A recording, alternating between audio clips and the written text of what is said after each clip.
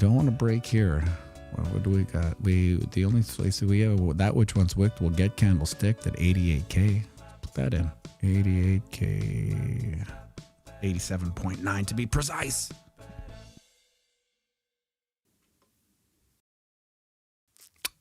There was so many things went wrong right there. Lord love a duck if she didn't do just that. Right down to the old wick, those darn tootin' little brats, eh? That which once wick will get candlestick. Did it? I said 87.9. Where did it go to? 87.6. God damn it. Off by $300. Anyway, it's really a nothing burger. If you kind of look out into the 4-hour chart, we're just sitting here adrift at sea doing nothing.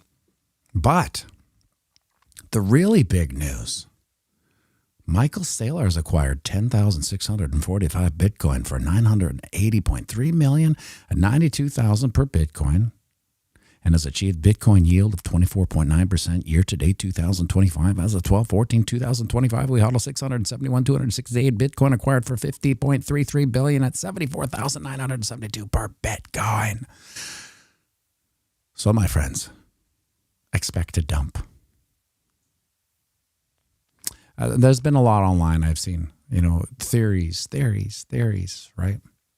And if any of them are true, it's not a bright future, right? So if we have massive whales, and if there are massive whales that are sophisticated enough for option trading, which means they have to sell their Bitcoin into an optionable assets like iBit or whatever, and do covered calls on them, then the price will never move, right? And that was one of those things. Like, did I put that video out about the institutions? Maybe, I can't remember. I have to go into my thing and put uploaded, and or else I'll upload the same video. But if these big institutions are now just derivative-based Bitcoin, we can see how they'll put a halt to the volatility of Bitcoin moving into the future. That combined with zero buyers makes for the whole thing about the free market will take care of itself. I mean, without any volatility. Besides Michael Saylor. Poor Mikey. He's just in there like, 10,000 more, guys. Price dumps. Every week, we bought 10,000 more. Price dumps. So he's really providing the only volatility for all these nerdy whales in their mom's basement doing covered calls against their iBit. So they gave up all their keys, all the privacy, all that stuff, and now they're just in the TradFi. After spending 15 years as an ANCAP, they're now just a slave to iBit, and maybe they kept a bit. Maybe they kept a bit off in their cold storage or their piece of paper, whatever they bought in 2011 on a piece of paper in the mall. But who knows? Imagine a scary question to ask yourself. Really is, what if Michael Saylor wasn't buying? Like 10,645 OTC, right? So it doesn't really matter, right? OTC, great. Thanks Michael Saylor. But if he's not buying, no retail's aping in 10,645 Bitcoin. That's just not happening in this day and age. But, I mean, it's better than nobody buying, I suppose. But it would be nice. It would be nice just as a favor to the orange community, if it were, for him to just once splash the exchange. When he's on the phone to Coinbase, it's like, yeah, we're going to be buying another 10,645 Bitcoin. Okay, thank you, Michael. The same OTC will broker a deal. What's your ideal price? Well, that's the thing, Brian.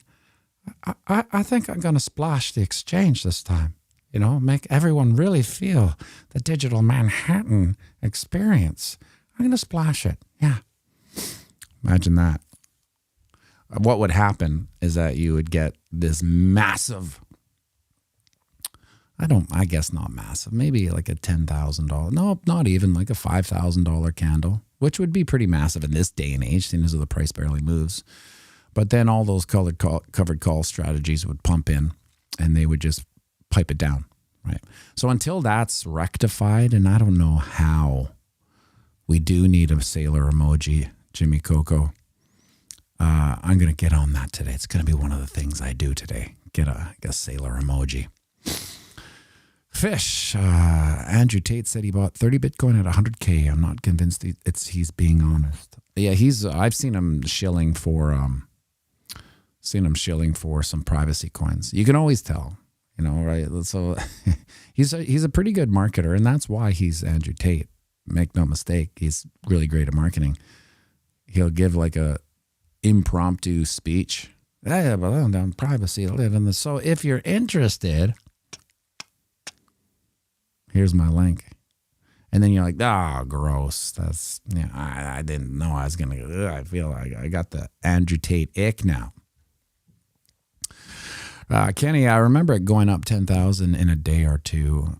Yeah, there was some movements, I think last November, December 2009, something like that. We saw some kind of bigger moves, but since then it's been muted, between the liquidity pools like winter mute and then the covered call strategies that may or may not be implemented. At the end of the day, I always say keep it simple. It's just no buyers, right? So if there's just, if there's a team of sellers against one buyer, you're going to get this muted aspect of all scenarios.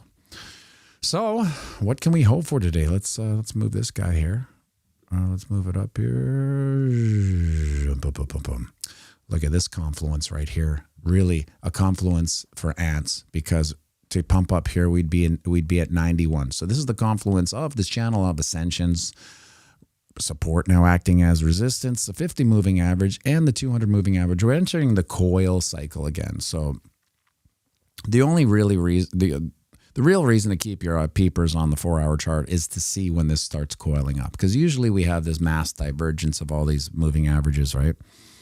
But when they all start coming, it's a great representation of how little the prices moved at the 200, the 50, and the 20 moving average on the 4-hour chart. Is coiling. That is a perfect, you couldn't really make a better representation of price not moving with all those moving averages coming in at the same time.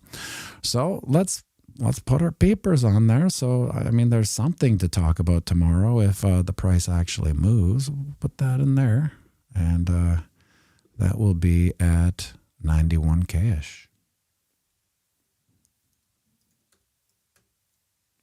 There. And then what we can say when we write home about it. Hey, Mom and Dad, yeah, it's Matt. I'm at Bitcoin, Camp Bitcoin Anarchist. We're back in the channel of ascension. Yeah. The resistance, well, no, the support now acting as resistance. Click, Mom, Dad. Then I get a letter, don't phone us unless you have something to actually say. So that would be the big bullish aspect of today. But Saylor bought, so, be prepared for a dumping coming at around 8:45, 9 o'clock.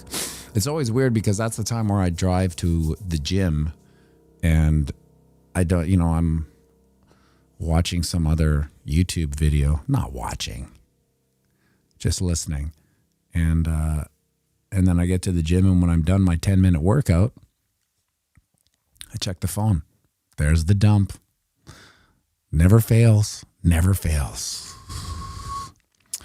What's Wick saying here? What's Chadwick saying? Money is the McMansion in Sarasota that starts falling apart after 10 years. Power is the old stone building that stands for centuries. Now, if we want, remember I was about to, I had to cut the video short. So on Sundays, if the price dumps like it always does, I start looking. Did I talk about this price? Because I forgot I talked about 87.9. I'm like, I bet we're going to hit that 87.9. But we also have an even more bearish situation down here at 84K-ish. Yeah. 84K-ish would be the next magnet, if it were, of bearish action kind of hit. We should probably move this over. Move it over here by Thursday. Is this Thursday? Give it enough time for all these covered call strategies to take their place? Yeah, I think so. Thursday, 84K-ish. Hopefully not. Hopefully not. Maybe we have a big turnaround this week. Like, listen, when it comes to seasonality, what are we dealing with? We're dealing with the Santa rally.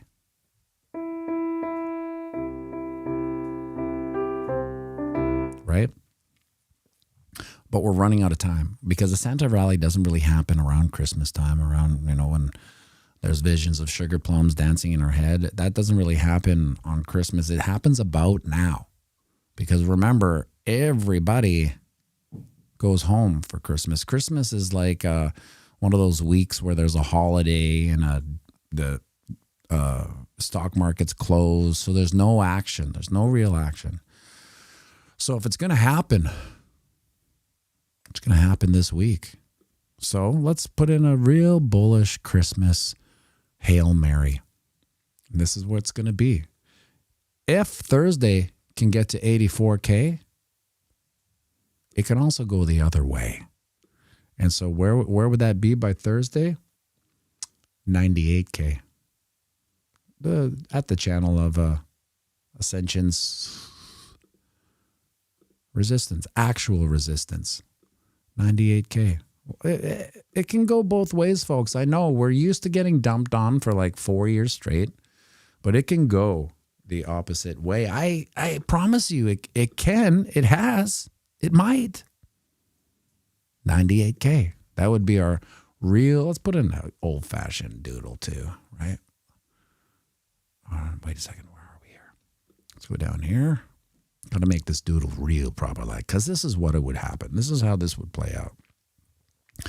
Today, bang, up to 91K. Tuesday, maybe a little dump underneath, just straddling this biatch. And then Thursday, 98K. Now, that's my Christmas wishes for everyone in this community, that we do have a rally to 98K. 98K. Why does that sound familiar? Oh, shit. It's the bull market rejection zone. 98.3 or the 38.2% fib. There it is. That's the rejection zone. So as much as I would like it to get there, I'll be biting the old nails. Oh my God, it's 98.3. Get over it. Close it. Now maybe that is the Christmas miracle. Maybe we close the weekly candle above the rejection zone, because that's all I really care about. That's the thing that will sway me either one way or the other, is if we can close this weekly candle above the 38.2% fib. And now look at this resistance, this covered call resistance. Zoink, zoink, zoinks, zoinks. That is what some legacy analysts would call a hammer candle. All right, now we generally like to see the hammer on this side, right? Because that means it's going to hit to the upside. When it's down like this, it's more like a croquet hammer mallet. Remember croquet? Do you ever play croquet? Put your hand, like the greatest joy as a child when I was at the cabin when we played croquet, because that was in the days of go find something to do, like we talked about on Thursday. The parents would say, hey, kids, get out of here. Go find something to do. So we'd go get the croquet mallets out of the shed, stick up all the little things you put the ball through. But the real joy was just being a ball hunter. You know, like I didn't care about winning. I just wanted to get up to someone's ball and put the foot on yours and yoink into the bush. That was the real joy of croquet. Croquet? Yeah. That was my real joy. And now if there was a psychologist in the family, they would have maybe done a real armchair psychological profile on me. Is that what you enjoy most about this game, is sending people into the forest, not winning or going through these hoops? Just that's duly noted. Thank you for that insight. Now let's see, on the 98.3 is also, yeah, we would be above the, is there a, the 200 moving average or block? Why are you blocking me? Why? I pay for this stupid shit. Trading View, get off my case. Stop asking me questions every time I'm on the ding dong. Where's the 200 moving average here on the daily? 108. 108.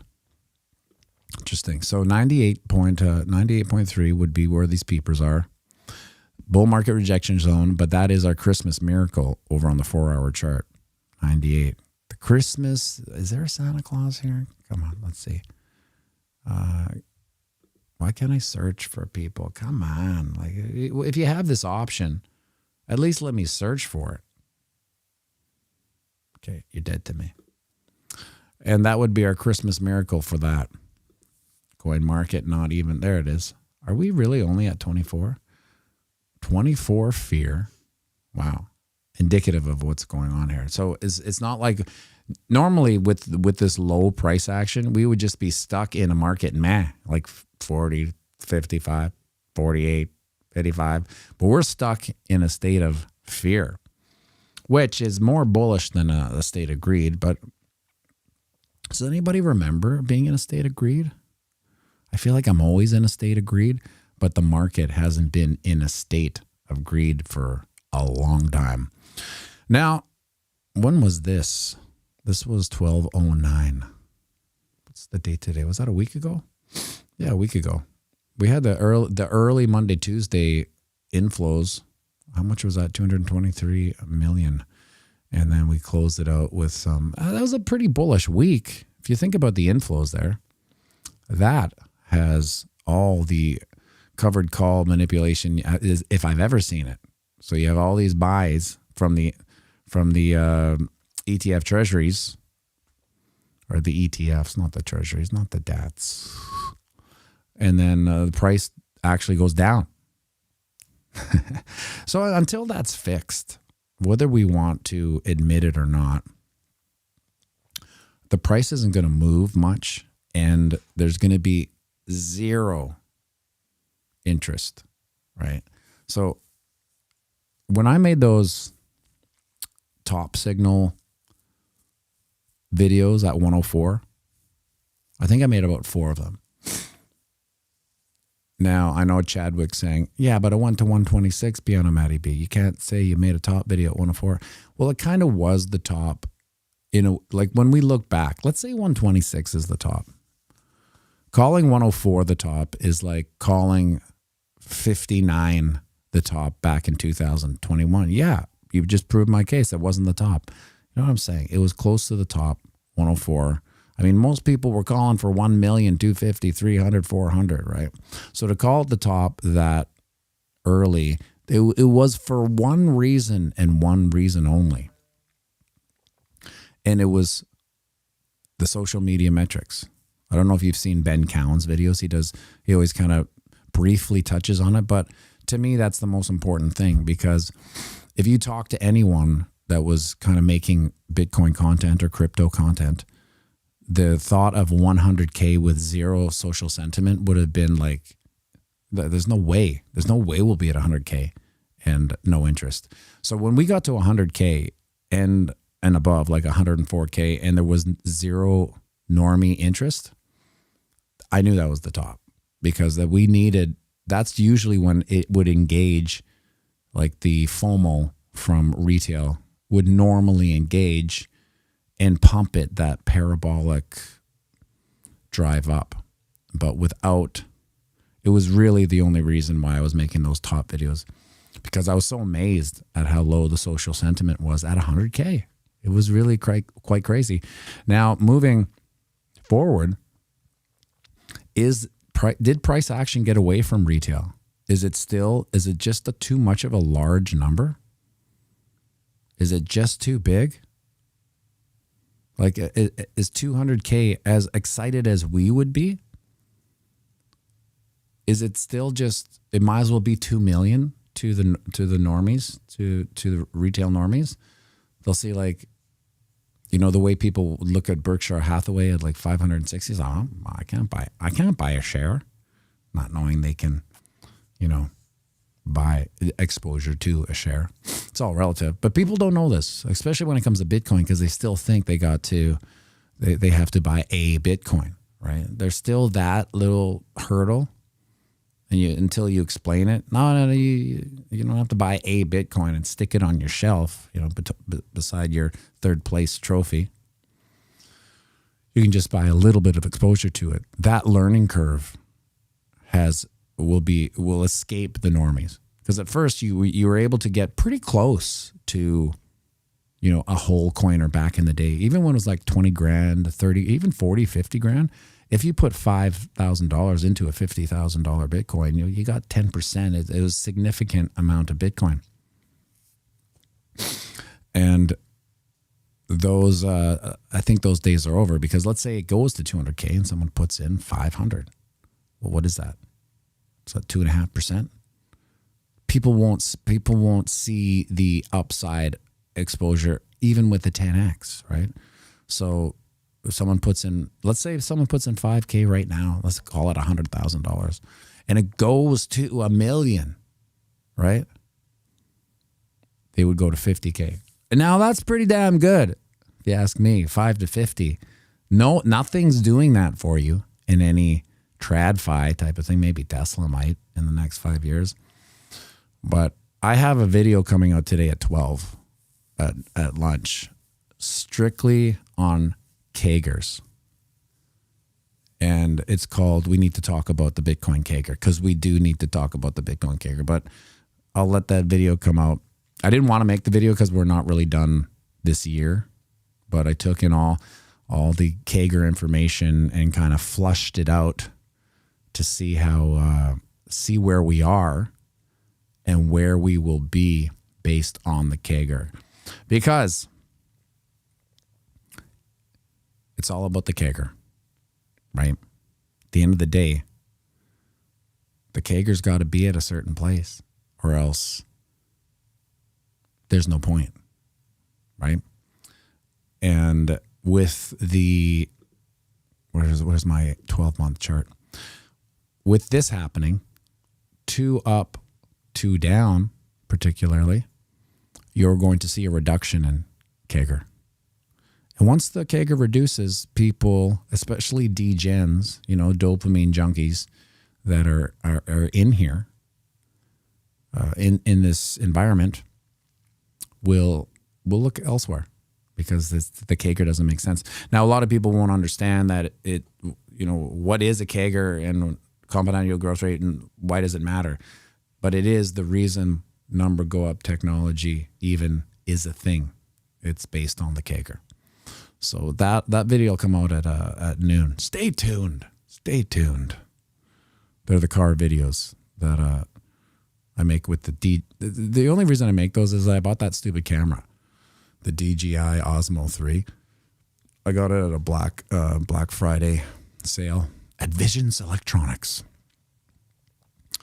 And it was weird because I didn't know this, so maybe you don't know this. This was a Vision. I don't know if you have Visions in the state, Visions Electronics, but I went in there and I was looking. They were out forever. Like they'd never had these, right? So there was a certain scarcity element of their marketing they were doing. This DJI Osmo 3 camera, you can get them anywhere, right? And so when they came in, people bought them up. And so for some reason, they all bought this inventory, and then all of a sudden, no one cared, right? No one was buying them. Everyone who wanted one got one. So I went there, and normally it was about $900 Canadian. And it's just too much. I'm not going to buy that. I got an iPhone. It's 4K. What the hell do I need this stupid DJI? I got an iPhone, right? Never forget, your iPhone's a 4K camera. Right? It's an amazing camera, and it has amazing audio recording too. It has the way it compresses. It's unbelievable. And who's texting me? And then I walked in there, and I was like, "Oh, this." You have the Osmos? It's like, yeah. I'm like, well, It looks like they're on Amazon for $6.50. Is that for there's this package you can get with all the little doohickeys? And he's like, yeah, it looks like Amazon's having a sale too. And I'm like, okay, well, I'll just get it on Amazon because then I can send it back when it breaks. I'll just buy another one and send it back, so to speak. And he's like, well, I'd really like to get this sale. I'm like, well, I mean, you're not going to beat Amazon. How can you compete? He's like, well, knock off $100. How about $5.50? And at that point, I'm like, oh my God, I can't say no to this. I said no to 900, 1,000. This is basically how they always get me with the 50%. It's just there's a mental thing that happens with me. It's 50% off. It's half. What I should think is, oh, you mean so this is your where you start making a profit at $5.50, and then all that upside that was just you gouging us because we wanted with the scarcity. Yes, that's how it was. So let's check out one look at this weekly. Look at this, just in this range. It's sad. It's really sad. Close the candle red. How far did we get up? We actually got to 94.6 last week. Now, if we are going to see this bull market getting pretty close, so the highest we got was 96.1, 94.7, let's call it. A couple $1,000 more, and heavens to Murgatroyd, we will be challenging the bull market rejection zone. Make sure you like and subscribe and share this video.